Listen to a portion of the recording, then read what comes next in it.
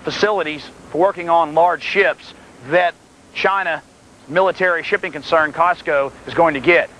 We talked to Ernie McBride, Naval Intelligence here, and he told us that we'd have to call the Navy and get permission to get in. Well, I did that 3 weeks ago and never heard back from them, even though I called the Navy about 15 times. So remember that. Your government, which pretty much at the top level is selling out, thinks there's no problem with the communist Chinese that treat their people like slaves, are gaining our strategic military bases and ports all over this country. But the people on the ground that are actually in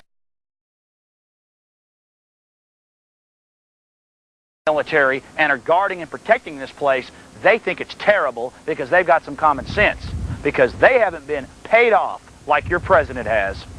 Again, we have been denied access to this facility. Why is there this obsession in our federal government with weakening our Constitution? Why do these lackeys from Harvard and Yale and other places dislike America so much and are so willing to weaken America so their friends in Europe can control the world? Because that's what it's all about.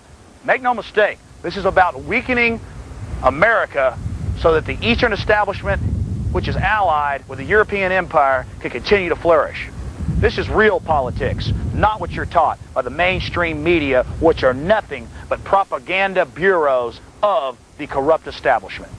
I'll get in trouble if I talk anything. Really? I know, that's understandable.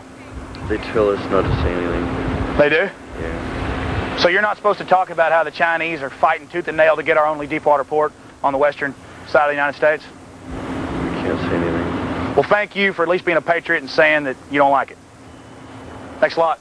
We can show you from outside the base, across the small bay, but it's still hard for you to understand and for us to understand the enormity of this port complex and shipyards that's just being handed over, again, to the communist dictatorship in China. Take a look. Endless. As far as the eye could see, with conning towers and deepwater ports and shipyards and big oil tank facilities for refueling, they've got it all. Ports are power. Wars have been fought over ports, and we're just giving them to them. It's insanity. That's not really insanity. We're being sold out. Our politicians don't care about America. They've been taught the international language of trade. Sell your country out. I'll assure you China and Germany and Japan and England aren't selling out their ports, their military shipyards. This is very dangerous. This is a strategic point in the United States of America. We left San Diego, but we're not done exposing what's going on with the communist Chinese here inside our nation. In fact, communist is too kind a word for them, that pseudo-political term, that excuse for slavery. It's just called a slave system. And on our way to the high desert to expose what's going on at George Air Force Base, COSCO trucks. Yes, we saw no less than 3 COSCO trucks bringing in slave goods from the ports on our western seaboard. Well, you're fixing to see George Air Force Base. You're fixing to see Adelanto in Victorville, California, where they're moving in, where they're building 20 mini-malls for slave goods. We're going to talk to the city manager of Adelanto. We're also going to visit these mini-malls. And then we're going to give you a brief intelligence report about exactly what the entire scope is and what the plans are and who the Communist Chinese are working for. We're now here in Southern California at a little town called Victorville, where George Air Force Base is located. The Chinese have been attempting to acquire the Air Force Base, and we're told may still acquire it. But that's not going to stop them bringing in their slave goods from their over 30 million political dissidents in slave labor camps. Right here, this is the first, we're told by the workers, of 20 such wholesale markets where slave goods will be brought into the U.S. and sold at discount prices to retailers. So here you have it. No more middleman for the Chinese military-industrial complex to sell slave goods. They're actually buying up the land, and this, again, is the first of 20 such facilities to be built. Now we're fixing to go down to the courthouse and get the actual records.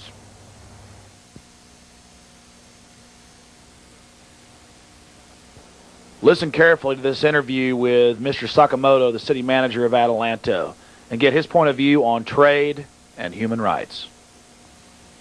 So the town's kind of taken a hit since the base Very closure. bad. Yeah, our unemployment last month was 15.5%. Can you tell us any details? And I see behind you in y'all's local newspaper, it says massive trade center breaks ground. And they had purchased a piece of property in Atlanta and proposed the development of 1 million square feet of import-export center type operations to be built here in the community. The project was approved by the Planning Commission and then subsequently approved by the City Council, strictly around building and zoning type requirements. And since that time, they've gone forward trying to put their project together. A question about, you said that it's bringing jobs to the area, to this group of small towns here in the George Air Force Base that's been shut down. When was George Air Force Base closed? 1992, December. 1992. That was when all that big base closure stuff came through? Correct. You're saying that it will bring jobs. How can American business and workers compete with Chinese slave labor goods? Well, this portion of the business is going to be the retail portion. They're not going to do any manufacturing here. I understand that, but the question is, and Amnesty International and many others have categorized this, and we know that in human history, we're not saying it's just China. In human history, near slavery or slavery has pretty much been the way a lot of societies have operated, and some estimates are as high as 30 million political dissidents in slave labor camps in China. And there's the human rights issue, and then on top of it, there's the issue of this isn't even free trade. This is absolute slave labor controlled by the military in China. And the fear is that already, we're not singling y'all out, Walmart, Kmart, Target, every other shopping mall is buying these goods, and they're just middlemen. Doesn't it seem like China's trying to take out the middlemen? I don't know. I leave the State Department and foreign trade to the federal government because that's their purview and not ours. Well, you were asking a question, and I think your question's well taken in terms of the issue of the human rights abuses that are allegedly taking place in China. I haven't seen them, so I can't speak to them directly. I know our central government, our foreign affairs departments have indicated through any number of their statements that are made that they're likely or just as likely concerned as we are in the city of Atlanta for those types of abuses that are taking place there. From our perspective as a city, with virtually 30% of the people in our community on public assistance, my job is to try to provide as many jobs for them as I can possibly provide. The stream of products that's coming here from companies like Nike, Hewlett-Packard, IBM, all of whom have businesses in China now and are producing products in China and bringing them back here to the United States to market them. It's really difficult for a community the size of Atlanta to make a determination as to the difference. You make a good point in terms of cutting out a middleman someplace, and is that proper or is that advantageous? I don't know. It's a real difficult call because obviously the corporate giants at IBM, Hewlett-Packard, General Electric, all of them who are in mainland China now with factories that are producing goods, are hopefully producing a product where they're paying a good wage to the people who are there and making sure that the people who are working there are receiving the best kind of care that they can.